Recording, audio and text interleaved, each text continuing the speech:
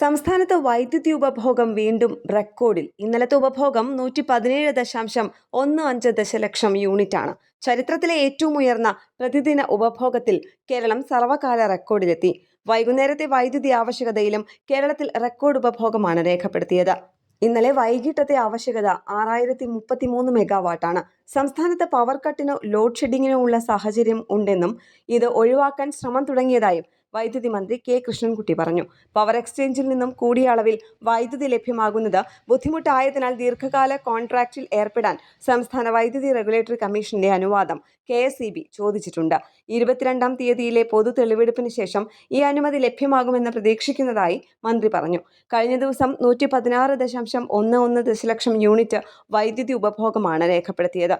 വൈകിട്ടത്തെ ആവശ്യകത 6013 മെഗാവാട്ടിൽ എത്തിയിരുന്നു. ആവശ്യം 300 യൂണിറ്റ് കൂടി കടന്നാൽ 15 മിനിറ്റ് വരെ വൈദ്യുതി നിയന്ത്രണം വേണ്ടിവരുമെന്നാണ് KSEB വിലയിരുത്തൽ. വൈദ്യുതി ഉപഭോഗം കൂടിയ സാഹചര്യത്തിൽ വൈദ്യുതി ലഭ്യത ഉറപ്പാക്കാൻ യൂണിറ്റിന് 10 രൂപ വരെ വിലയുള്ള വൈദ്യുതി വാങ്ങാൻ അനുവദിക്കണമെന്നാവശ്യപ്പെട്ട് KSEB റെഗുലേറ്ററി കമ്മീഷനെ സമീപിച്ചിരിക്കുകയാണ്. ചൂട് കൂടുന്നത് കാരണം മെയ് 15 വരെ ഉപഭോഗം ഉയർന്നു തന്നെ നിൽക്കുമെന്നാണ് KSEBയുടെ വിലയിരുത്തൽ.